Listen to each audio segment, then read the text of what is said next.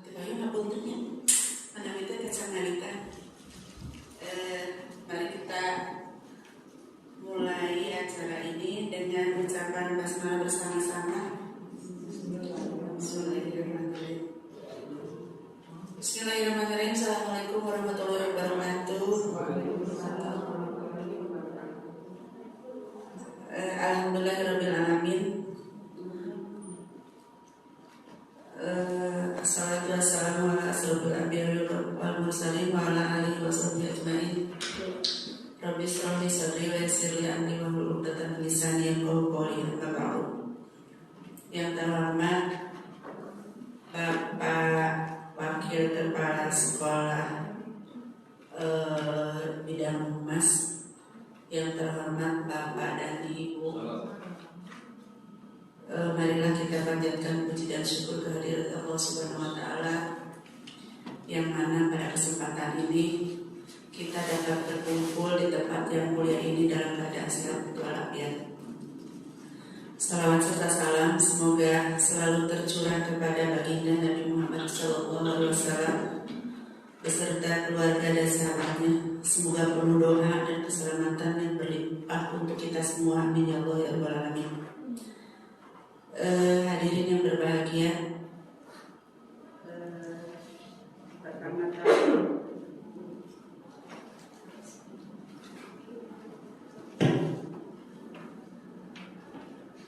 pertama-tama saya ucapkan wakil dari Bu Epi, saya ucapkan terima kasih yang sebesar-besarnya, di mana para bapak dan ibu sudah berkenan hadir untuk memberikan support, dukungan kepada Bu Epi yang pada saat ini beliau mendapat tugas untuk memenuhi salah satu tugas dari CGP, calon guru penggerak, yaitu mengimbaskan pengalamannya sebagai mengenai budaya positif di lingkungan sekolah. Mudah-mudahan keikhlasan dan keridhaan Bapak dan Ibu merupakan amal soleh yang dirahmati Allah dan diridhoi Allah Subhanahu wa Ta'ala. Amin ya Allah ya Rabbal alamin.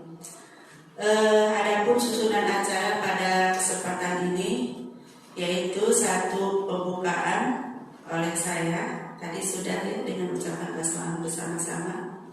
Kemudian yang kedua sambutan dari Bapak Kepala Sekolah yang pada saat ini akan diwakilkan kepada Bapak Wakasek Bidang Humas, yaitu Bapak Eki Ergiana SPD. Yang ketiga adalah pemaparan pemahaman dari Bu Epi, dan yang keempat adalah penutup dan doa. Demikian susunan acara pada kesempatan ini. Dan untuk berikutnya yaitu sambutan dari Bapak Eki Ergiana. Kepada Bapak Eki Ergiana saya dipersilakan.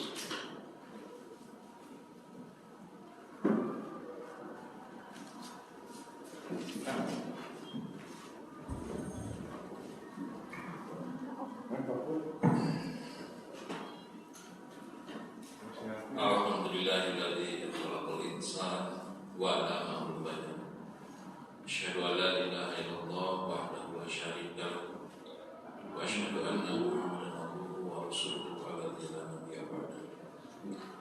Saya hormati Bapak Ibu guru, wabil khusus Bu Fitri dan Bu Evi yang kali ini sedang melaksanakan tugas, salah satu tugas dari guru penggerak,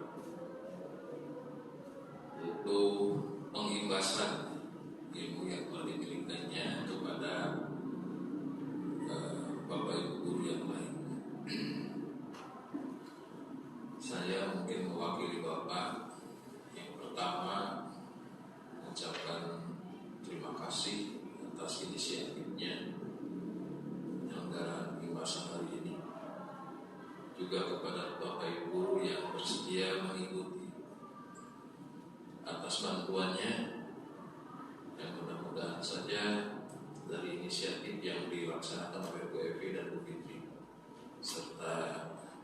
keikutsertaan Bapak Ibu itu akan menjadi sarana atau wahana transformasi ilmu ya dari Bapak Ibu penggerak kepada kita semua, sehingga kita bisa sama-sama bergerak lebih maju sehingga dan diharapkan dampak positif bagi budaya pembelajaran di sekolah kita, karena memang budaya itu mahal ya. Sebab tidak bisa diciptakan sehari dua hari. Ya, membuat prasarana, membangun apapun bisa dilakukan. Sekarang masalah bukan duit bisa membangun. Tapi kalau budaya itu sifatnya itu dilaksanakan secara massal, konsisten ya, dan ke waktu tertentu, dan punya tujuan untuk ya mencapai sesuatu yang diinginkan oleh semua. Itu barangkali budaya. Seorang siswa bisa saja masuk ke bisa saja dia memiliki kemampuan yang tinggi ya, kecerdasan yang tinggi, tapi kalau dia masuk ke sekolah yang budayanya kurang bagus, nah itu dikhawatirkan tidak akan bisa optimal.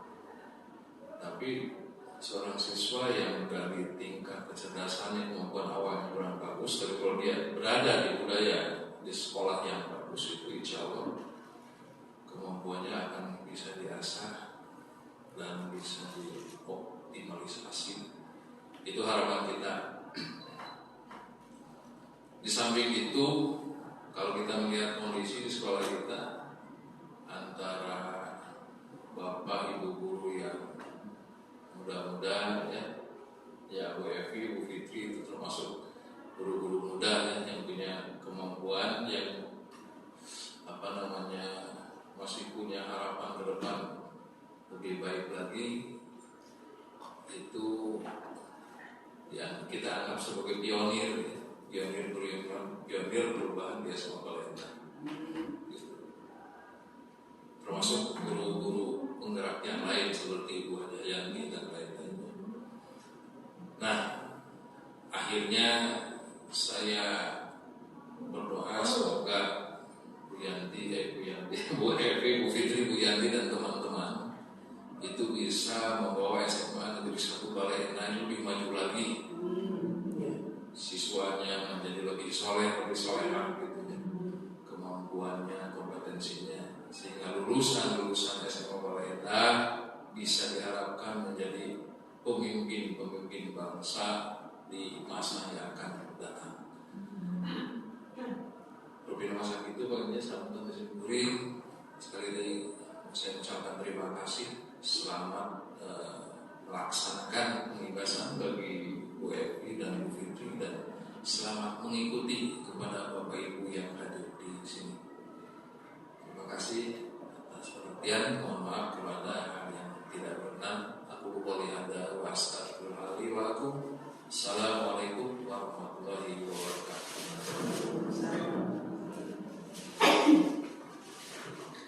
Terima kasih kepada Bapak Edi atas sambutannya. Jazakallahu khairan katsiran. Bapak dan Ibu, marilah kita simak pemaparan Bu Evi pada kesempatan ini. Kepada Bu Evi silakan, waktunya gunakan seluas-luasnya. Maka baik, mungkin saya akan berdiri depan aja supaya lebih enak. Bismillahirrahmanirrahim. Assalamualaikum warahmatullahi wabarakatuh. Terima kasih kepada Bu Iim sebagai pembawa acara sekaligus sebagai moderator. Juga saya ucapkan terima kasih yang sebesar-besarnya kepada Pak Egi selaku Wakil Kepala Sekolah Bidang Humas yang sudah memberikan izin dan sambutannya dalam acara kegiatan kali ini. Ibu Bapak, juga saya tidak lupa mengucapkan terima kasih yang sebesar-besarnya karena sudah menyempatkan diri untuk menghadiri acara saya ini dalam di sela-sela kesibukan mengajarnya. Mudah-mudahan Allah Subhanahu wa taala membalas segala kebaikan Ibu Bapak. Amin. Ya Rabbal Alamin. Ibu Bapak, guru hebat yang saya hormati, sekali lagi tujuan saya berdiri depan ini yaitu bukan berarti saya lebih hebat atau bukan berarti saya lebih tahu dari Ibu Bapak semua, tapi saya di sini dalam rangka menjalankan salah satu tugas dari pendidikan guru penggerak. Salah satunya yaitu aksi nyata ketika saya menyelesaikan modul 1, di mana modul aksi nyata ini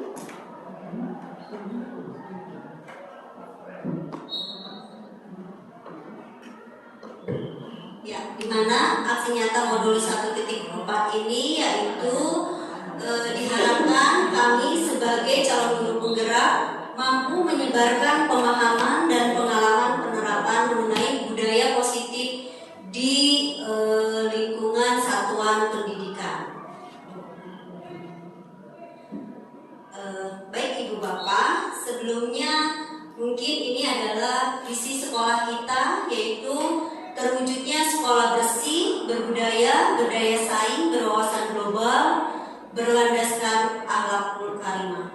Saya yakin Ibu Bapak di sini juga sama, seperti sekolah ini memiliki mimpi, memiliki visi, gitu ya. Nah, bagaimana agar visi sekolah ini dapat terwujud sesuai dengan harapan? Ya, tentu ini adalah tugas kita semua sebagai salah satu warga sekolah, ya, agar visi sekolah bisa terwujud dengan baik sesuai dengan harapan, begitu Ibu Bapak.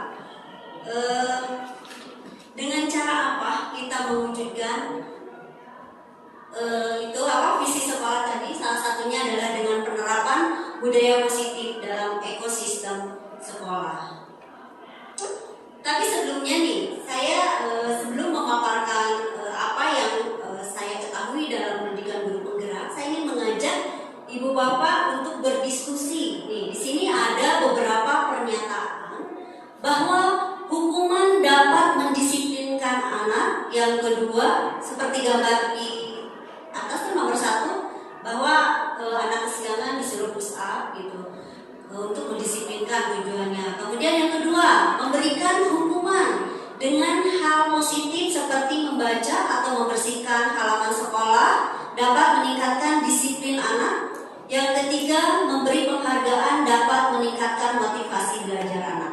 Nah, Ibu Bapak, siapa yang setuju atau tidak setuju dari ketiga pernyataan ini? Ada yang mau memberikan pendapatnya? Mangga? Silakan. Bu Haji.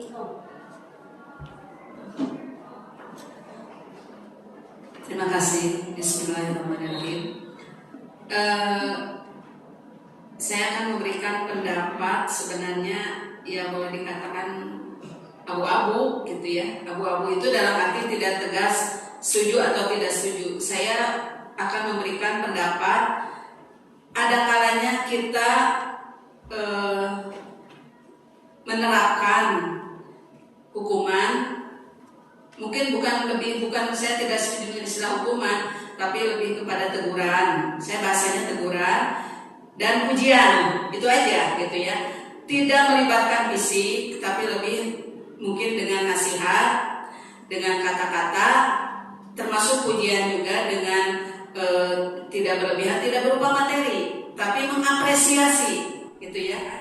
Kalau dilihat dari gambar ini, ya saya tidak setuju. Baik gambar 1, gambar 2, gambar 3 tergantung dulu itu kalau oleh pihak sekolah. Tapi saya pribadi tidak pernah melakukan apa itu hukuman berupa kata-kata seperti yang anak itu ini merasa saya bersalah gitu ya. Apalagi hukuman yang sifatnya menjelekan gitu. Apalagi fisik. Apalagi saya dengan keadaan seperti ini ya, menghadapi anak yang gede-gede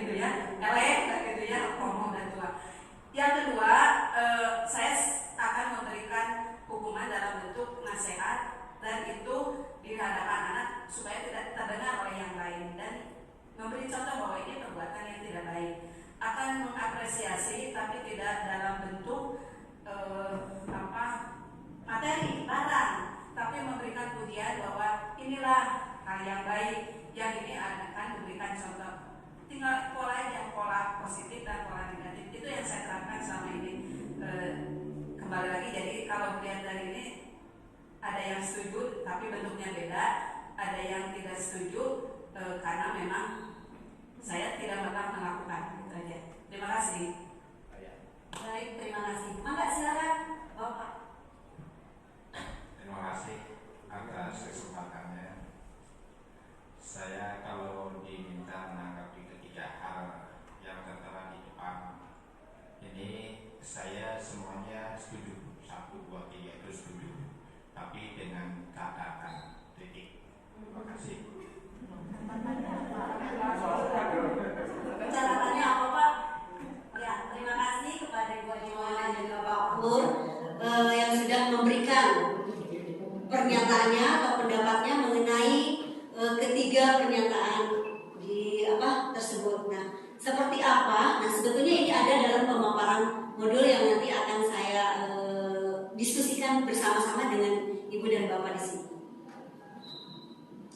Nah, ini Ibu Bapak, konsep utama dalam modul budaya positif yang sudah saya pelajari dalam pendidikan guru penggerak itu ada beberapa konsep. Yang pertama ada perubahan paradigma belajar, ada disiplin positif, motivasi perilaku manusia, kebutuhan dasar manusia, posisi kontrol restitusi, keyakinan kelas, dan segitiga restitusi. Sekali lagi, mohon maaf, saya di sini bukan berarti saya lebih bisa atau lebih paham dari Ibu Bapak. Saya yakin Ibu Bapak lebih dahulu tahu mengenai budaya positif. Tapi di sini kita sama-sama berdiskusi, sama-sama menggali informasi tentang apa yang ada di dalam modul ini. Baik Ibu Bapak, sebelum kita saya mengulas tadi satu persatu konsep dalam modul ini, kita akan bermain peran di sini, mensimulasikan. Ya teman-teman, silakan berpasangan. Yang tidak punya pasangan silakan mencari pasangan. Gitu. Mangga. Nah, silakan Bu Sri dengan Bu Yuli. Nah, ini dengan Pak Busrawan, mangga. Boleh. Ya,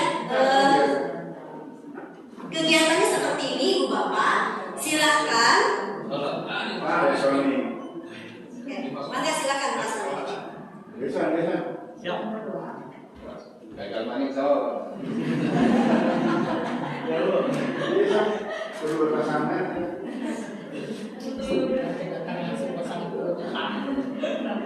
Oke, baik Bapak Ibu, jadi begini.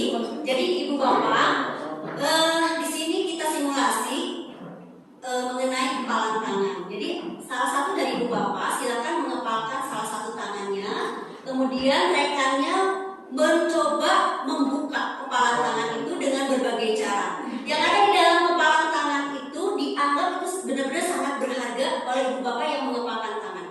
Nah, rekannya silahkan berupaya untuk membuka kepalan tangan itu baik dengan lembah lembut, secara halus, ataupun dengan dipaksa boleh. Ya, mau dipaksa, mau dihati, mau dicubit dan sebagainya silahkan. Gitu. Baik, silakan dimulai, dilakukan cukup 30 detik saja.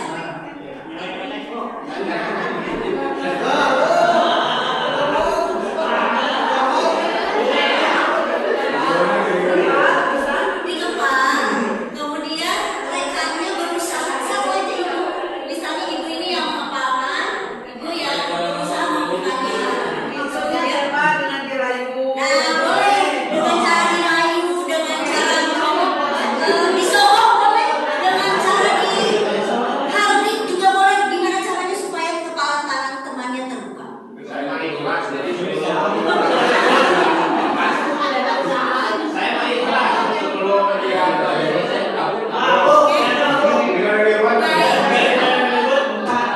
lewat buka doanya. Baik, cukup 20 detik saja Ibu Bapak. Ya, oke. Siapa yang ingin memberikan tanggapannya pada hal ini? Apakah ada yang berusaha tetap mengepal tangannya atau membuka? Baik, Ibu Bapak. Siapa yang bagian mengepal tangan?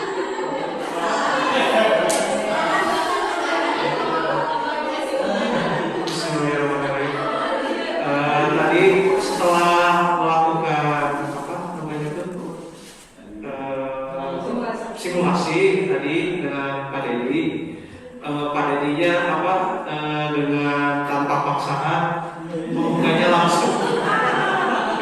Jadi Orang baik. orang baik gitu ya. Tapi apa tanpa ada paksaan, tanpa ada ancaman, tanpa ada Ya memaksa. bullying gitu ya, enggak gitu. Tiba-tiba melepaskan saja, membuka saja. Bapak kenapa Bapak membuka begitu saja? Kalau saya membuka karena saya sudah pinjam semacam beat gitu. Dari masa pinjam. Baik, terima kasih Pak Musni dan Pak Dedi yang sudah mensimulasikan ternyata kepalan tangannya dengan mudah dibuka begitu saja. Padahal yang ada di dalam genggaman tangannya itu adalah sesuatu yang sangat berharga buat dirinya. Gitu. Nah, siapa yang tadi mempertahankan kepalan tangannya? Ya, silakan Bu Erna, apa tanggapannya? Iya. Terima kasih Bu Evi. Jadi tadi dari simulasi kegiatan ini saya dengan Bu Hadi Komala, Komala sudah merayu saya dengan iming-iming besi gitu ya Bu. Tapi saya pertahankan karena tadi kan yang telah berharga dan ini merupakan suatu rahasia yang tidak bisa, artinya tidak karena berupa, saya pikir ini rahasia gitu ya, kalau kita buka mungkin akan berdampak atau mungkin ada efek-efeknya ketika kita buka orang lain, jadi saya berusaha menutupnya begitu. Baik, terima kasih Bu Erna yang sudah memberikan pengalamannya dalam simulasi ini. Nah, tadi Pak Dedi melepaskan begitu saja. Bu Erna juga mengepal gitu. Artinya di sini ada sesuatu yang mengendalikan, ya kan? Nah, kira-kira siapa yang mengendalikan hal itu? Kalau saya mau membuka kepalan tangan dan saya tidak mau membuka kepalan tangan saya. Diri sendiri, ya, betul, diri sendiri. Apakah bisa dipengaruhi oleh orang lain? Bisa. Tapi intinya dari diri sendiri. Oke. Betul. Baik, Bapak Ibu, mari kita sama-sama melakukan perubahan paradigma. Inilah yang disebut dengan teori kontrol, ya. Jadi di sini ada yang disebut dengan ilusi kontrol, di mana kita selama ini berilusi bahwa guru itu mampu mengontrol murid, gitu. Kemudian bahwa kritik dan membuat orang merasa bersalah dapat menguatkan karakter. Itu adalah sebuah ilusi. Kemudian bahwa semua penguatan positif efektif dan bermanfaat. Dan yang terakhir bahwa orang dewasa itu memiliki hak untuk memaksa tadi seperti tadi, ya, tidak bisa dibuka terus dipaksa gitu. Kan kita bestie, kan kita teman gitu ya. Masa nggak mau dibuka? Padahal itu adalah sesuatu yang berharga. Tapi itu memang tergantung kepada diri kita sendiri. Apa yang mau diberikan atau tidak. Kalau misalnya ternyata tadi memang ini berharga, ya udah saya pertahankan. Atau kalau memang ini saya mau berbagi dengan temannya, ya sudah saya berikan. Kalau memang itu bermanfaat. Jadi intinya memang tergantung kontrol diri sendiri. Nah ini Ibu Bapak, perubahan paradigma antara stimulus respon dan teori kontrol. Nah siapa sesungguhnya yang memiliki kontrol? Yang memiliki kontrol yang tadi? Iya betul, diri sendiri. Jadi di sini ada perbedaan antara stimulus respon dengan teori kontrol. Seperti apa? Nah, kalau stimulus respon, kita mencoba mengubah orang agar berpandangan sama dengan kita. Gitu. Kemudian perilaku buruk itu dilihat sebagai suatu kesalahan. Padahal itu si anak belum tentu melakukan kesalahan. Kita belum tahu latar belakangnya dia melakukan hal itu seperti apa. Gitu, ya. Kemudian orang lain bisa mengontrol saya, yang seperti tadi, ya dengan cara lemah lembut, paksaan, berarti kan seolah-olah itu mengontrol diri kita. Kemudian saya bisa mengontrol orang lain, ini sebaliknya, ya. Kemudian adanya pemaksaan ada pada saat bujukan gagal tadi. Bu Haji Komala merujuk secara baik-baik tidak bisa. Ya udah, dicubit, dikelek-kelek tetap nggak bisa. Nah, seperti itu. Itu stimulus respon dan model berpikirnya menang kalah di sini. Ya, jadi ketika orang lain bisa mengontrol saya, berarti saya menang nih. Subjeknya kalah. Tapi kalau teori kontrol ini membuka mindset baru, membuka paradigma baru bahwa kita berusaha memahami pandangan orang lain tentang dunia. Jadi berusaha mencoba memahami, gitu. Kemudian semua perilaku memiliki tujuan. Nah, tadi si anak tadi melakukan ini tentu ada tujuannya, gitu. Kemudian hanya Anda yang bisa mengontrol diri Anda, bukan orang lain. Anda tidak bisa mengontrol orang lain juga, gitu ya. Kemudian dalam teori kontrol ini adanya kolaborasi dan konsensus untuk menciptakan pilihan-pilihan baru, dan satu lagi model berpikir menang-menang atau win-win solution, ya. Nah, lanjut Ibu Bapak, kita akan ke budaya disiplin positif. Mungkin Ibu Bapak kita sering mengenal kata disiplin, gitu ya. Ada yang mau memberikan pendapatnya tentang disiplin itu apa? Menurut Ibu?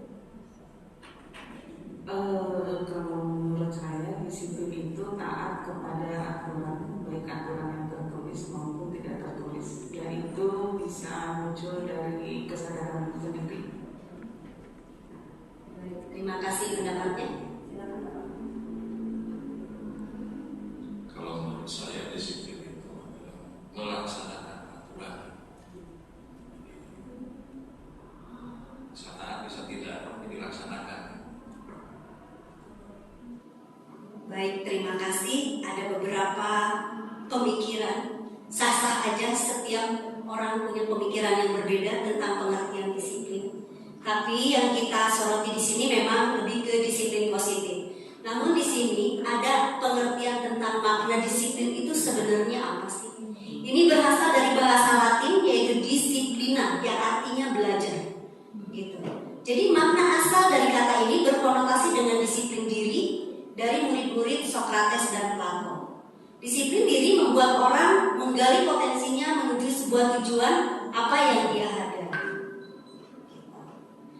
Nah, tapi di dalam budaya kita bahwa disiplin itu tadi betul apa yang dikatakan oleh Bu Yulianti, apa yang dikatakan oleh Pak Egi, bahwa disiplin di sini adalah sesuatu yang dilakukan kepada orang lain untuk mendapatkan kepatuhan, gitu. Kita cenderung menghubungkan kata disiplin ini dengan ketidaknyamanan atau disiplin ini dengan hukuman. Saya tidak melakukan disiplin harus dihukum, gitu, seperti ini. Itu budaya yang selama ini ada dalam kita, gitu ya, dalam diri kita. Sebagai pendidik, tujuan kita adalah menciptakan anak-anak yang memiliki disiplin diri sehingga mereka bisa berperilaku kepada nilai-nilai kebajikan universal dan memiliki motivasi intrinsik bukan ekstrinsik. Nah, kebajikan universal ini seperti apa? Ini tentu tertera dalam tujuan pendidikan kita sekarang ini, saat ini, yaitu pelajar profil Pancasila, gitu ya. Ada yang tahu profil pelajar Pancasila itu goalsnya itu, jadi nilai-nilai kebajikan itu ada di situ, ada di profil pelajar Pancasila, ya. Apa aja tuh? Coba Ibu bisa menyebutkan. Beriman dan bertakwa dan berakhlak mulia.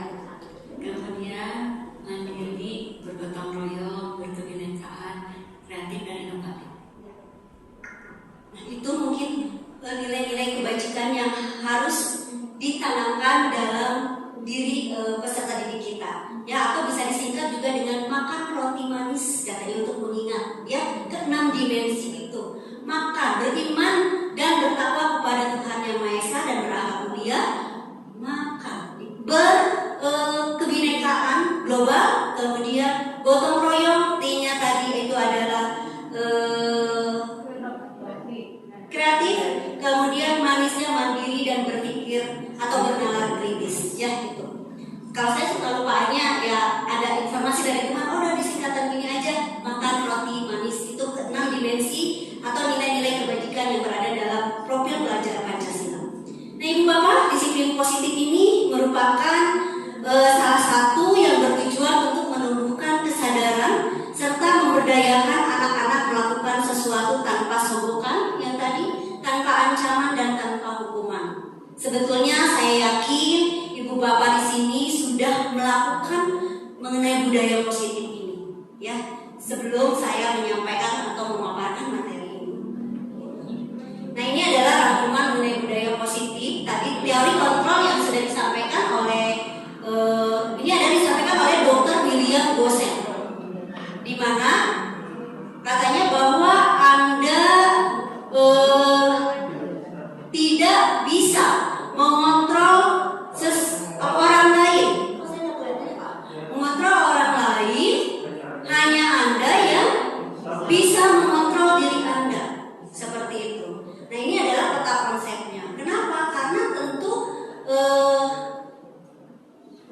aduh nggak kelihatan ya.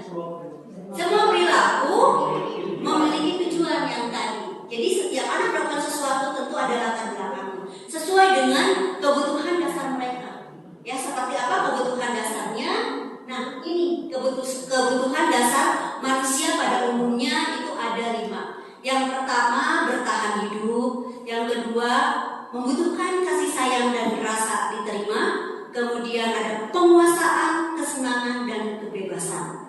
Ini adalah kebutuhan dasar manusia. Contoh, ketika anak di kelas, kenapa sih anak ini mengganggu temannya aja gitu ya? Nah, ini ada sesuatu kebutuhan yang belum terpenuhi gitu. Nah, mungkin kita sebagai guru atau sebagai pendidik, sebagai pemimpin pembelajaran yang ada di kelas saat itu harus peka ya. Nah, kita harus paham kenapa anak ini bisa mengganggu temannya seperti itu. Nah, lagi-lagi ini adalah konsep mengenai teori motivasi, hukuman, penghargaan, dan restitusi. Oke, motivasi yang perilaku manusia. Sebelumnya saya ingin bertanya kepada coba Ibu Sri. Ibu Sri datang ke sini motivasinya apa? Ya, terima kasih atas kesempatannya. Betul sekali, itu jujur sekali. Pertama, untuk motivasi saya datang ke sini adalah satu, karena untuk memenuhi undangan dari WMI. Kedua, untuk mengisi TRK. Dan yang ketiga, ingin mengetahui bagaimana hasil pengimbasan khususnya mengenai budaya positif yang sering kali kita bahas di TRK juga kan ya. Nah, itu ingin lebih jelasnya lagi dari hasil penjelasan WMI. Terima kasih. Baik, terima kasih Bu Sri dalam memberikan informasinya tentang motivasi datang ke sini. Salah satunya tadi katanya untuk memenuhi TRK dan yang lainnya tentu ingin mengetahui. Nah, ternyata di sini motivasi ini merupakan apa? Sebelumnya kita ketahui bahwa motivasi ini merupakan dorongan yang timbul dari dalam diri seseorang secara sadar ataupun tidak sadar untuk melakukan suatu tindakan dengan tujuan tertentu. Nah, tadi ya, ketika di sini ada motivasi itu ternyata ada 3. Satu, menghindari ketidaknyamanan dan hukuman. Yang kedua, mendapatkan imbalan atau penghargaan dari orang lain. Yang ketiga, menghargai diri sendiri dengan nilai-nilai kebajikan. Seperti itu. Nah, tadi Ibu Bapak kira-kira yang Ibu Sri sampaikan masuknya yang mana ya?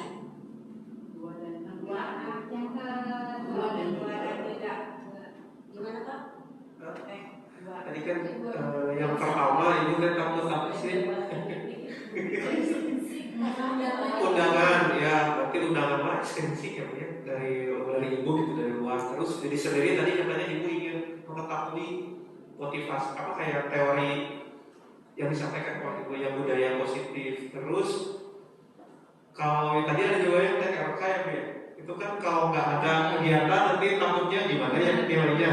Tapi bisa juga ketidaknyamanan gitu kan, ada tuntutan gitu ya, seperti itu. Betul sekali, tadi motivasi yang Bu Sri sampaikan itu menyangkut ketiga-tiganya gitu ya, mengcover, terakomodir semuanya. Jadi di sini tadi Bu Sri menghindari ketidaknyamanan. Kenapa? Aduh, saya diundang sama Bu Evi untuk menghadiri acara pengimbasan ini, kalau nggak datang aduh nggak enak ya gitu. Bukan karena dihukum enggak ya Bu Sri, mungkin tidak seperti itu, tapi ketidaknyamanan, menghindari. Aduh, saya nggak enak ya karena kalau nggak datang gimana ya. Kemudian yang kedua, mendapatkan imbalan atau penghargaan dari orang lain. Nah, salah satunya yang tadi TRK ya, itu kan ada imbasnya gitu ya, ada imbalannya apa? Penilaian kinerja gitu. Berarti karena penilaian datang ke sini untuk mengumpulkan poin gitu, seperti itu. Tapi ada juga yang ketiganya itu menghargai diri sendiri untuk nilai-nilai kebajikan diri. Apa ya? Ingin mengetahui sejauh mana nih mengenai pengimbasan budaya positif yang saya laksanakan ini, mungkin untuk menambah gitu. Dan ternyata yang pertama dan yang kedua itu motivasinya muncul dari luar, itu yang disebut dengan ekstrinsik. Tapi yang ketiga yang tadi Bu Sri ingin paham, ingin tahu tentang budaya positif, itu dari dalam sendiri. Gitu. Oke. Nah, ini ada lagi Ibu Bapak. Ini apakah termasuk hukuman atau konsekuensi? Yang pertama nih, lari mengelilingi lapangan basket 2 kali karena terlambat hadir di sekolah. Yang B-nya lari sama, mengelilingi lapangan basket 2 kali karena terlambat 10 menit hadir untuk pelajaran PJOK. Coba menurut teman-teman ini apa nih? Yang pertama termasuk hukuman atau apa? Kalau yang pertama kan hari mengelilingi lapangan karena terlambat dari sekolah, menurut saya itu konsekuensi. Karena apa? Hitung-hitung pemanasan. Karena mungkin teman-teman yang lain kan udah melakukan pemanasan terlebih dahulu. Nah dia yang mana? Oh yang A. Kalau yang B, hari mengelilingi lapangan basket 2 kali. Kayaknya sama-sama aja. Iya. Cuman kalau yang A itu menurut saya lebih kepada konsekuensi. Upami anu B5 lebih kena hukuman karena itu tentukan 10 menitnya. Kalau kekuatan yang sama itu mah itu pemanasan. Baik, terima kasih Bu Rita. Ada yang berbeda pendapatnya? Boleh? Boleh, silakan Bu. Saya melihat langsung aja ya, yang A itu lebih kepada hukuman karena tidak ada kaitannya dengan olahraga gitu ya, dia terlambat gitu ya.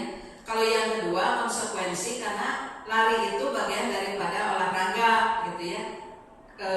Artinya bahwa hukuman konsekuensi terlambat pelajaran olahraga ya diberi konsekuensi dalam bentuk harus berlari. Mungkin kalau yang lain langsung ke materi olahraga karena dia terlambat ya lari dulu. Saya melihat yang A hukuman, yang B konsekuensi.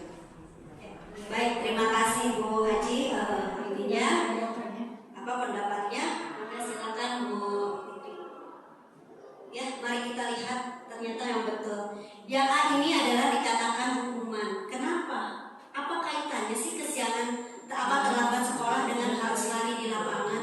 Begitu, ya. Ada tidak relevansinya? Gitu, ya seperti itu. Nah, sementara yang kedua itu disuruh lari juga, tapi ini terkait dengan pelajaran PJOK yang mana saat itu memang ketika ada di lapangan melakukan pemanasan, betul. Teman-temannya yang lain sudah melakukan terlebih dahulu, sementara yang baru datang 10 menit ini belum melakukan. Jadi konsekuensinya silakan kalian siapa yang terlambat tadi melakukan lari gitu ya. Jadi ini ada relevansinya gitu. Seperti itu. Mungkin itu perbedaan. Nah, sekarang kita lihat hukuman dan penghargaan atau yang tadi imbalan. Nah, ternyata dua-duanya ini adalah konsep disiplin dengan identitas gagal katanya Ibu Bapak. Saya juga baru tahu setelah mempelajari di pendidikan guru program ini. Gitu. Kenapa dikatakan identitas gagal? Karena hukuman ini dia menyakitkan. Hukuman itu bisa bukan saja sekedar fisik, tapi secara verbal juga itu adalah salah satu hukuman. Dia akan menyakitkan, istilah anak sekarang kena mental katanya seperti itu. Kemudian tidak merasa nyaman, ya aduh malas lagi lah ketemu dengan Pak Musni, kenapa? Habis sedikit-sedikit saya disuruh ke depan, sedikit-sedikit saya suruh hormat bendera dan sebagainya. Jadi malas nih ketemu, jadi tidak nyaman gitu ya. Kemudian murid membenci kedisiplinan, malas saya harus disiplin, kenapa? Pasti ya kalau saya tidak melakukan itu saya kena hukuman. Kemudian ini merupakan suatu paksaan, kalau tidak disiplin ya dihukum gitu ya. Kemudian selanjutnya murid menyembunyikan kesalahan. Nah ini ketika ditanya kenapa kamu melakukan hal itu gitu ya, karena ini tahu bakal dihukum, akhirnya dia berbohong gitu. Nah sekali berbohong pasti akan menutupi kebohongan gitu ya. Kemudian murid menjadi rendah diri apabila dihukum di depan umum seperti itu ya, menjadi minder, aduh saya malu banget gitu ya ketika tadi ditegur di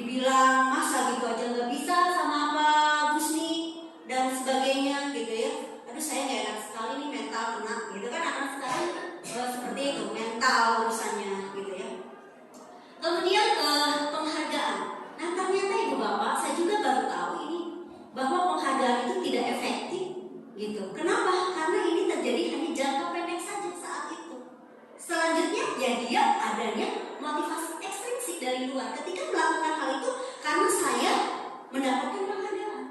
Nah, gitu. Kemudian ini juga merusak hubungan, membuat orang lain iri, gitu. Kenapa sih?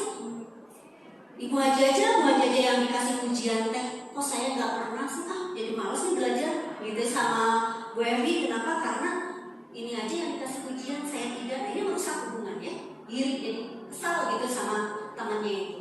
Sama mematikan kreativitas. Maksudnya seperti apa? Ketika si anak itu suruh mengeksplor konsep apa yang dia ketahui, nah dia menjelaskan sampai yang harusnya dia bisa mengeksplor jauh dari A sampai Z. Ketika dia udah mengeksplor sampai B aja sudah kita kasih penghargaan. Artinya ini adalah mengebiri kreativitas. Gitu. Jadi si anak ya sudah coba sampai di situ, kita guru aja udah puas. Gitu. Saya aja udah menjelaskan segitu aja, guru sudah memberikan hadiah buat saya. Gitu. Ya. Kemudian menghukum dengan sistem ranking. Nah, alhamdulillah ini sudah tidak terjadi ya di kita, bahwa tidak ada lagi perankingan dalam rapor. Gitu. Kenapa? Karena ini merasa sebagai penghukum bagi mereka yang tidak masuk ranking. Seperti itu. Merasa minder. Bukannya termotivasi, tapi malas deh, ngapain juga saya, karena saya nggak pernah masuk ranking 1 sampai 3. Gitu. Kemudian selanjutnya merampas hak dalam menghargai dirinya. Nah, ini maksudnya seperti apa? Contoh misalnya anak SD, dia baru bisa membaca 1 paragraf, kemudian besoknya membaca 2 paragraf, gitu ya. Nah, dia merasa senang, bilang ke ibunya, "Bunda, saya hari ini senang sekali. Kenapa? Karena saya sudah bisa membaca 2 paragraf. Sebelumnya saya cuma bisanya 1 kalimat atau maksimumnya 1 paragraf. Alhamdulillah ya," gitu. Wah, ibunya saking senang, alhamdulillah ya, kamu ternyata sudah pintar, sudah bisa membaca 2 paragraf sampai 1 halaman. Nih, sama Bunda dikasih coklat. Nah, gitu. Yang tadinya dia menghargai dirinya sendiri, akhirnya terampas haknya dengan coklat tadi. Seperti itu mungkin contohnya. Nah, tadi selain ada konsep disiplin identitas gagal, ini yang dikatakan identitas sukses. Apa itu yang tadi? Ada konsekuensi dan restitusi. Nah, Ibu Bapak, sekali lagi saya juga baru tahu nih istilah restitusi. Ya, karena sebelumnya saya belum pernah mendengar apa sih restitusi, gitu ya. Penyelesaian apa, seperti apa, gitu ya. Konsep disiplin restitusi ini, gitu. Nah, untuk konsekuensi sendiri, ini adalah sesuatu yang harus terjadi. Ketika kita melanggar kesepakatan, tentu ada konsekuensinya. Berarti kita sudah siap menerima sesuatu yang harus terjadi. Kemudian di sini adanya perlu monitoring berkelanjutan. Maksudnya seperti apa? Ketika anak itu melanggar kesepakatan, kemudian kita kasih kesempatan, nah kita kontrol selanjutnya, monitoring, gitu. Apakah selanjutnya ini melanggar lagi nggak kesepakatan? Nah itu ya untuk konsekuensi. Kemudian adanya stimulus respon yang tadi, ya. Terus murid menghargai peraturan, ya, karena dia percaya akan konsekuensinya. Kemudian kehilangan waktu untuk merenungi kesalahan. Jadi dalam konsekuensi ini, si anak tidak diberikan kesempatan untuk memberikan atau merenungi kesalahan, karena langsung aja, kamu kan tadi kesepakatannya apa? Kalau tahu dong konsekuensinya, nah langsung ke arah sana. Jadi anak tidak diberikan kesempatan untuk memberikan atau untuk merenungi. Jadi dia butuh waktu lama. Nah, kalau restitusi, nah di sini ternyata murid harus bertanggung jawab atas perilakunya. Kemudian fokus pada pemecahan masalah, dan ini untuk jangka panjang. Kemudian murid menghargai dirinya dan juga orang lain. Kemudian adanya teori kontrol, dirinya memegang kontrol. Kemudian murid bersemangat untuk memperbaiki kesalahan. Maksudnya seperti apa? Ketika anak melakukan suatu kesalahan, tentu kita harus tahu alasannya kenapa, latar belakangnya kenapa. Nah itu kemudian kita sama-sama yang tadi karena teori kontrol itu win-win solution, mencari menang-menang, seperti apa solusinya, sehingga anak ketika ada masalah, wah saya semangat nih mencari pemecahan masalahnya seperti apa, gitu. Nah ini Ibu Bapak, konsep disiplin pendekatan restitusi, yaitu sebuah cara yang dilakukan yang tadi untuk menciptakan disiplin positif. Pengertian restitusi sendiri yaitu proses menciptakan kondisi bagi murid untuk memperbaiki kesalahan mereka, sehingga mereka bisa kembali pada kelompok mereka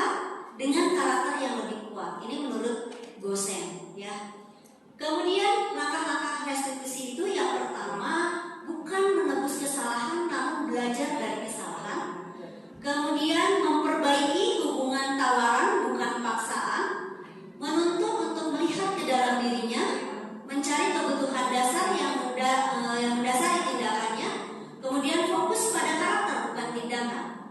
Misalnya, ketika anak menumpahkan minuman, dia kalau misalnya restitusi, dia akan fokus terhadap karakternya. Saya harus bertanggung jawab, gitu loh.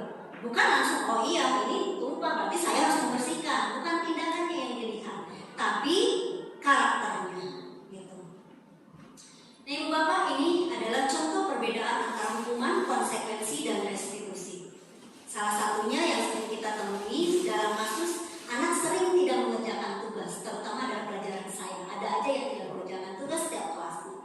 Kalau itu adalah hukuman, seperti ini. Guru menyuruh siswa hormat bendera selama 15 menit. Kamu tidak melaksanakan tugas, ya sudah, kamu harus menghormat bendera selama 15 menit. Kemudian guru marah dan menjadi takut siswanya karena gurunya marah-marah. Kemudian yang kedua ada yang dikatakan konsekuensi. Di sini guru memberikan kesempatan mengerjakan tugas saat istirahat, misalnya seperti itu. Nah, kalau saat istirahat tidak dilakukan aja kan ada konsekuensinya seperti apa. Kemudian guru tegas dan menghormati peraturan. Nah, ini untuk restitusi, guru menanyakan keyakinan dirinya atau keyakinan kelas dalam membantu mencari solusi, dan guru terbuka. Murid menghormati dirinya dan juga orang lain. Nah, Ibu Bapak, ini ada posisi kontrol guru. Kira-kira Ibu dan Bapak termasuk guru yang mana ya? Apakah sebagai penghukum, pembuat masalah, pembuat merasa bersalah, sebagai teman, sebagai pemantau atau monitor, atau sebagai manajer? Mana Bu? Kita nonton aja ya. Ini ada video tentang 5 posisi kontrol. Salam bahagia Ibu dan Bapak guru hebat. Dalam penerapan disiplin positif restitusi, salah satu program yang dikembangkan adalah 5 posisi kontrol. 5 posisi kontrol dalam restitusi adalah proses perjalanan seorang pendidik agar dapat mengenali dirinya. Pada video kali ini, kita akan membahas tentang 5 posisi kontrol yang dikembangkan oleh Diane Goossen dan contoh penerapannya.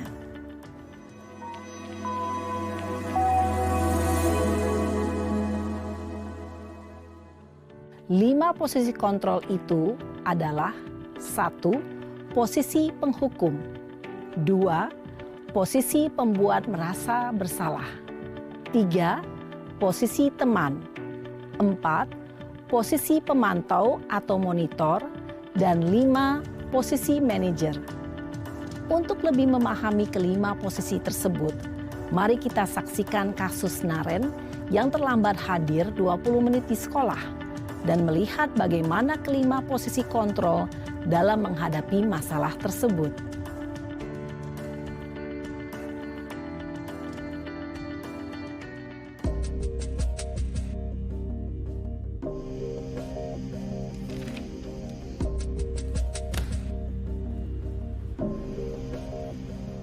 Naren! Sini kamu! Selamat pagi, Bu. Selalu terlambat. Kamu deh, pasti terlambat. Maaf, Bu. Saya... Apa? Apa coba? Alasan kamu apa lagi? Kapan sih kamu tidak terlambat? Malas sekali ya kamu jadi anak. Saya... Dasar pemalas. Gak kapok-kapok sih kamu. Sudah berapa kali terlambat? Sana. Kamu keliling lapangan basket 2 kali. Kenapa saya harus keliling lapangan basket, Bu? Kenapa? Kamu mau lawan ibu? Berani-beraninya jawab. Sudah terlambat, masih berani jawab pula. Sekarang, keliling lapangan basket 5 kali sekalian. Biar kapok. Cepat. Pergi sana ke lapangan basket.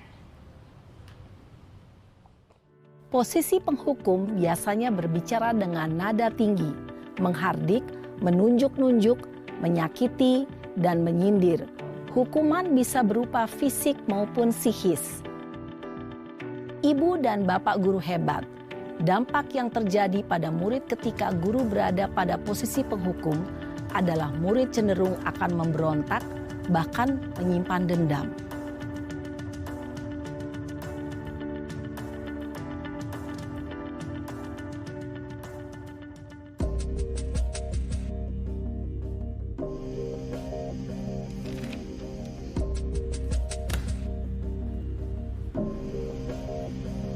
Naren!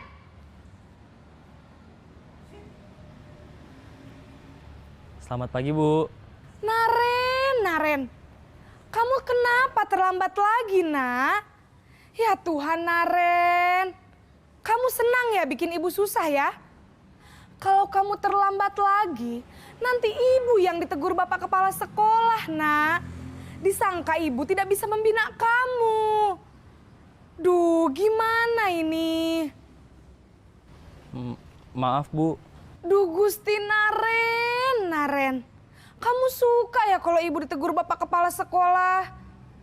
Terus, sekarang ibu harus tulis apa ini di buku absen? Ini kamu sudah sering terlambat loh. Ibu harus apa coba? Maaf, Bu. Maaf sekali. Ya sudah, lain kali jangan bikin ibu susah lagi ya, Nak ya. Ibu tidak akan kuat lagi kalau kamu begini terus. Bisa jantungan kalau ibu ditegur bapak kepala sekolah. Sana cepat ke kelas. Maaf ya, Bu. Maaf sekali. Posisi pembuat rasa bersalah berbicara dengan nada tenang, cenderung lembut. Namun kata-kata yang diutarakan membuat murid merasa menjadi orang yang gagal. Memandang buruk dirinya sendiri, merasa tidak berharga, dan tidak sanggup membahagiakan orang lain. Ketika guru mengambil posisi pembuat rasa bersalah, murid akan menganggap dirinya yang bersalah dan ia akan menyimpan emosi negatif tersebut di dalam dirinya.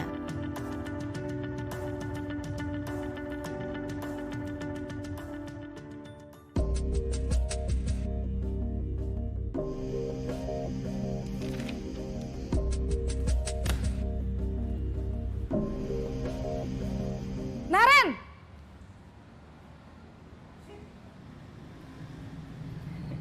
Selamat pagi, Bu. Wah, sudah jam berapa ini, Nak? Terlambat lagi ya, sayang? Iya, Bu. Habis ibu saya lupa bangunkan saya, Bu. Kamu malah menyalahkan ibu kamu. Kamu bukannya anak yang larinya paling kenceng. Kok terlambat sih? Iya, Bu. Saya memang terlambat bangun tadi. Jadi, biarpun saya lari kencang, tetap gak kekejar, Bu. Ya sudah sana, nanti lain kali larinya lebih kenceng lagi ya. Biar gak terlambat lagi. Bikin seneng ibu, demi ibu. Bisa kan? Bisa lah, Bu. Ya sudah sana masuk kelas. Ibu beresin urusan absen kamu. Kamu ini ada-ada saja. Dalam posisi teman, guru berbicara dengan nada suara ramah, akrab, cenderung bersenda gurau untuk menjaga suasana tetap santai. Murid akan merasa senang, aman, dan akrab dengan guru. Identitas yang tercipta adalah identitas sukses atau berhasil.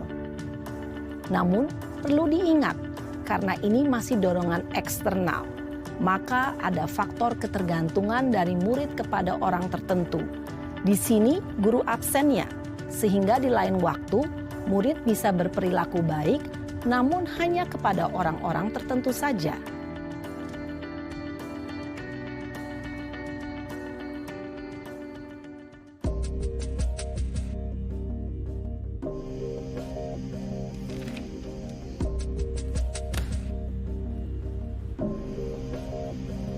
Naren!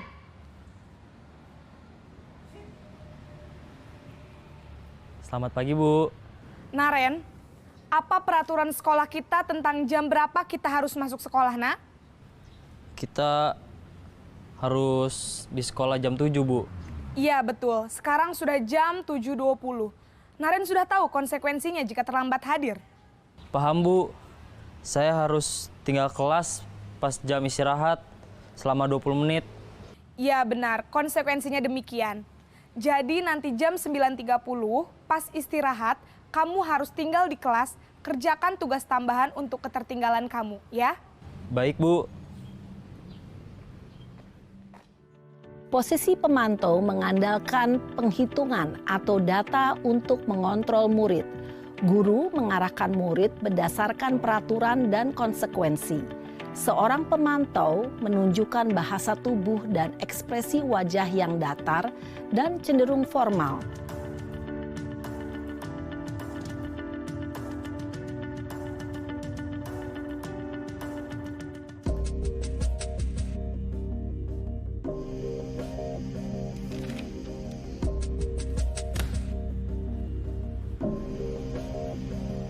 Naren!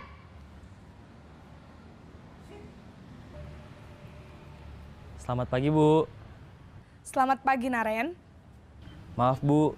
Saya terlambat. Iya, sekolah masuknya jam 7, sekarang sudah jam 7.20. Jadi sekarang bagaimana ini, Naren? Maaf, Bu. Saya lupa setel alarm saya semalam. Baiklah, menurut kamu, keyakinan sekolah yang mana yang perlu kamu tingkatkan? Menghargai diri sendiri dan orang lain mungkin ya, Bu. Setuju. Jadi, apakah Naren meyakini prinsip saling menghormati tersebut? Iya, Bu. Saya meyakininya. Apakah Naren bersedia memperbaiki masalah keterlambatan ini? Bersedia, Bu. Bagaimana kamu akan perbaiki masalah keterlambatan ini? Saya akan coba untuk tidak lupa menyetel alarm saya, Bu. Baik, kalau Naren lupa menyetel alarm di rumah, ada orang yang kira-kira bisa bantu mengingatkan tidak? Ada, Bu. Kakak saya, Kak Ema. Ada lagi selain Kak Ema? Selain Kak Ema, ada ibu saya. Baik, jadi yang mengingatkan Naren adalah Kak Ema dan ibu kamu ya? Kira-kira akan mulai setel alarm kapan nih, Naren? Setelah pulang sekolah, akan segera saya lakukan. Baik, jadi Naren akan setel alarm untuk bangun besok pagi dan akan diingatkan oleh kakak dan ibunda Naren ya. Ada lagi yang mungkin perlu dilakukan, Naren? Agar tidak terlambat bangun lagi. Tidak ada, Bu. Baik, Naren. Terima kasih untuk kerjasama kamu. Sekarang kamu perlu kembali ke kelas untuk belajar. Baik, Bu. Terima kasih. Posisi manajer adalah posisi kontrol yang disarankan untuk membimbing murid memiliki sikap disiplin yang positif, yaitu murid yang mandiri, bertanggung jawab, dan dapat memecahkan masalah. Tujuan dari posisi ini adalah agar murid dapat berefleksi atas tindakannya. Guru akan dengan tulus memberikan pertanyaan-pertanyaan bermakna, sehingga membuat murid dapat belajar dari kesalahannya dan mencari sebuah solusi untuk menyelesaikannya. Ibu dan Bapak guru hebat, setelah mengamati adegan kelima posisi kontrol tadi, kira-kira posisi mana yang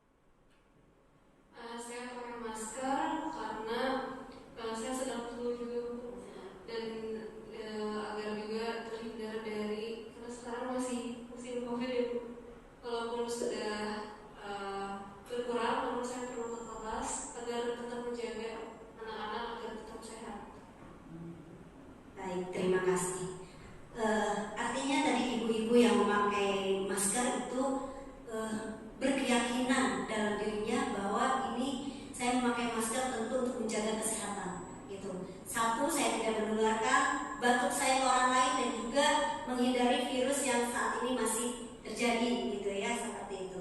Kalau memang itu larinya karena ini adalah aturan, tentu kalau berbeda nilainya gitu ya. Begitupun halnya sama ketika Pak Gusni menggunakan helm ketika naik motor, apa yang ada dalam pikiran Pak Gusni kenapa ketika naik motor harus memakai helm?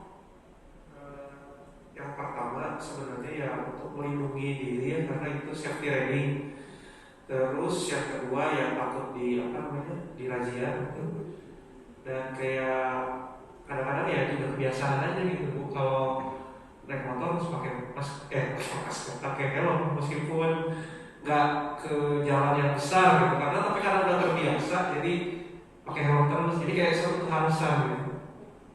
Baik, sama ya, berarti di sini sudah tertanam keyakinan dalam diri Pak Gusni bahwa ini adalah untuk keselamatan, untuk menjaga dari kecelakaan gitu ya, bukan takut karena adanya polisi. Gimana kalau misalnya tidak ada polisi, berarti tidak menggunakan helm dong kalau begitu. Nah, kalau tiba-tiba kecelakaan, nah kita nggak tahu ya. Berarti tentu di sini lebih ke keyakinan diri. Ya. Nah ini Ibu Bapak, saya sudah pernah melakukan membuat keyakinan kelas di kelas 11 IPA.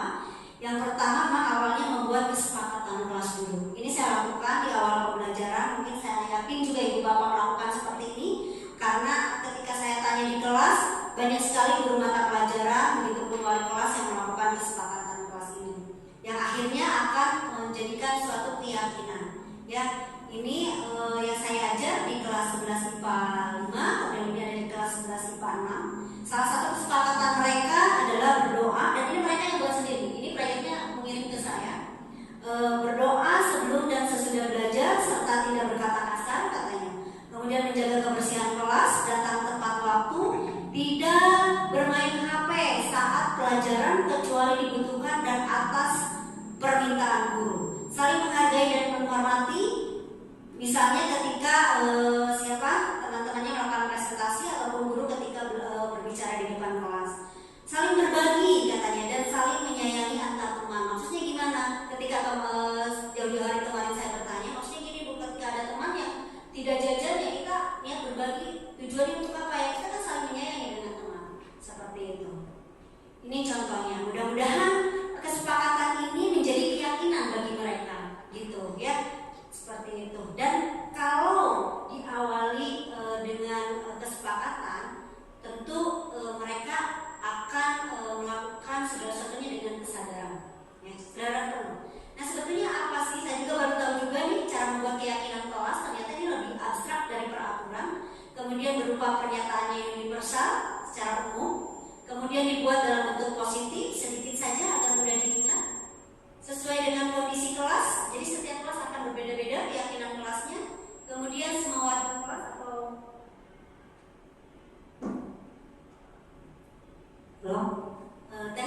atau semua warga kelas atau sekolah dilibatkan. Selanjutnya, nah ini mungkin kenapa keyakinan kelas ini akan membentuk budaya positif. Diawali dari peraturan kelas, nanti akan menjadikan suatu keyakinan kelas. Jika semuanya sudah menjadi keyakinan,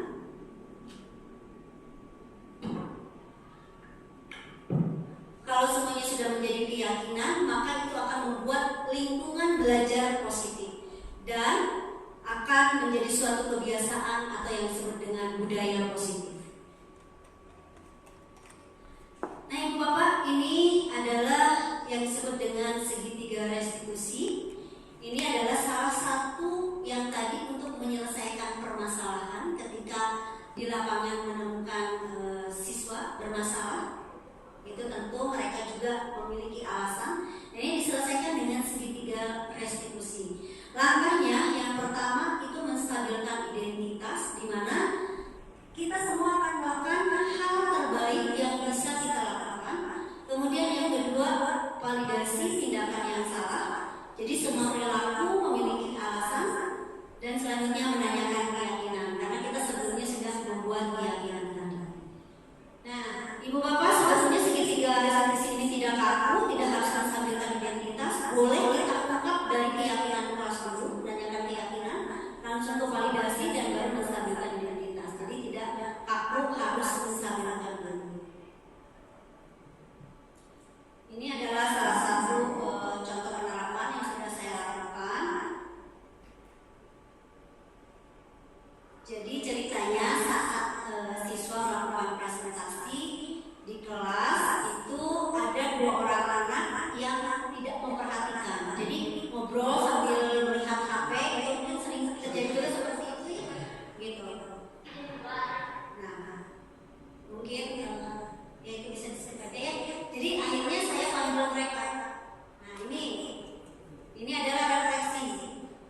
Bagaimana hasil dari refleksi ini setelah dilakukan restitusi dengan tahapan tadi yang ulang isi 3 restitusi?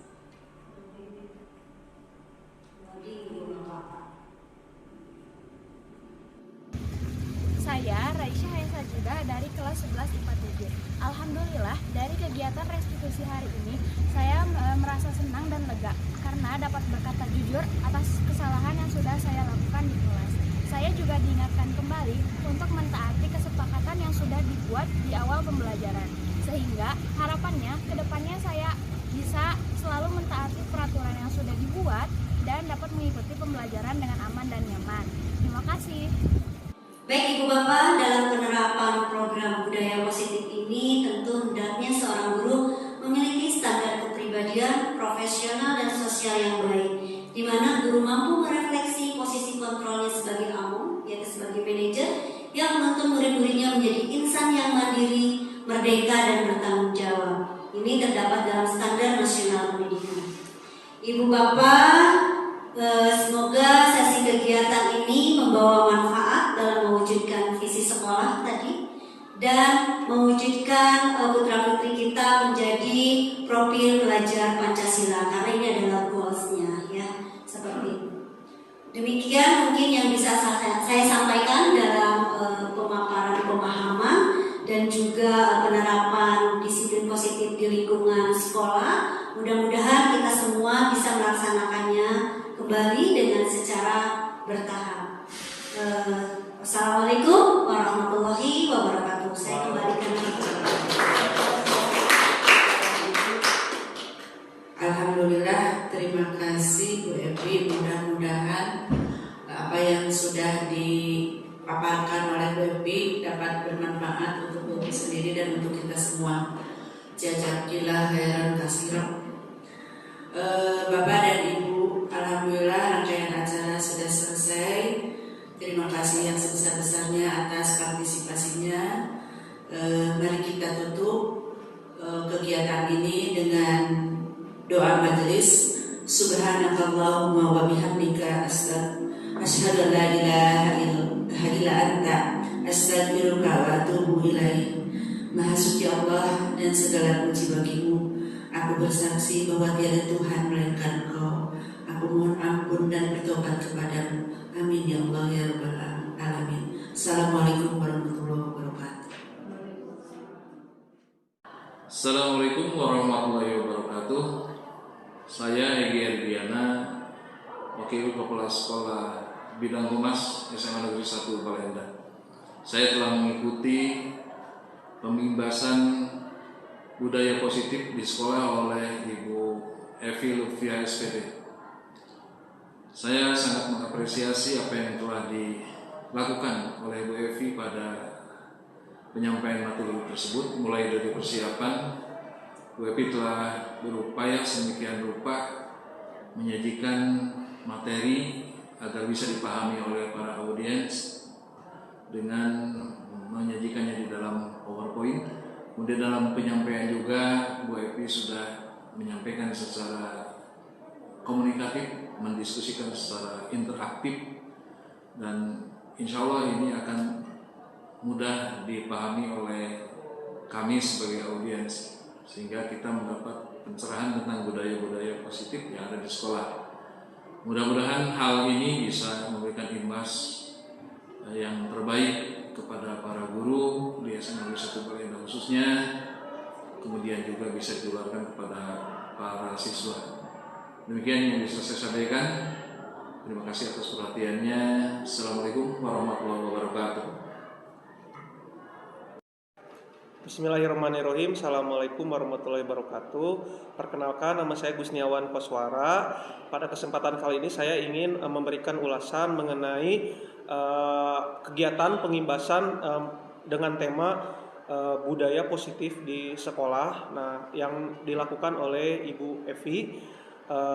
Jadi kegiatan ini sangat berguna sekali dan menambah ilmu dan wawasan mengenai metode atau cara mengajar di sekolah, khususnya mengenai budaya positif di sekolah. Nah, sebelum saya mendapatkan materi mengenai budaya positif ini, saya berpikir bahwa dalam pembelajaran itu perlu adanya hukuman, perlu adanya penghargaan. Namun ternyata itu semua keliru ya, karena ternyata budaya hukuman dan penghargaan dari guru ternyata memiliki dampak yang cukup negatif, karena seharusnya ada tahapan restitusi, yaitu guru menjadi manajer di mana guru membuat dulu kesepakatan di kelas. Nah, jadi nanti sebagai manajer guru itu memberikan rambu-rambu kalau misalkan siswa tersebut melakukan kesalahan atau melakukan pencapaian gitu, tapi tidak melalui hukuman atau penghargaan, tapi tadi sesuai sama kesepakatan yang telah dibuat. Dan siswa dan guru itu sama-sama membuat kesepakatan tersebut lalu dalam hal ini kesepakatan tersebut harus dilaksanakan. Maksudnya ini, ketika ada siswa yang melanggar kesepakatan tersebut, guru tidak boleh melakukan mempermalukan siswa. Pokoknya harus dengan tindakan-tindakan yang positif, di mana siswa nanti tidak jadi rendah diri atau siswa merasa dibully, tapi siswa justru akan dikembangkan potensi-potensi yang ada dalam dirinya gitu. Jadi budaya positif ini sangat penting sekali, apalagi kita tahu di zaman sekarang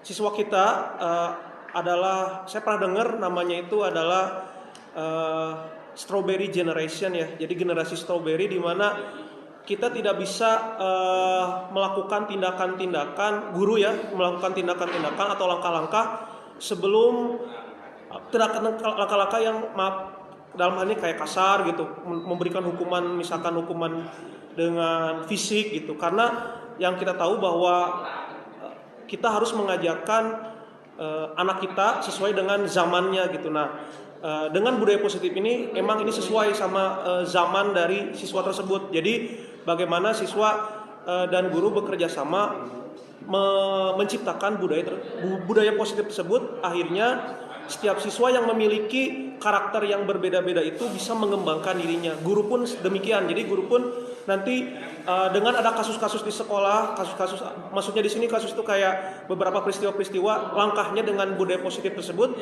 akhirnya bisa menciptakan lingkungan sekolah yang positif juga. Mungkin itu ulasan dari saya setelah saya tadi mendapatkan pemahaman dari Bu Evi, pemberian informasi mengenai budaya positif di sekolah. Sekian dari saya, terima kasih. Assalamualaikum warahmatullahi wabarakatuh. Waalaikumsalam.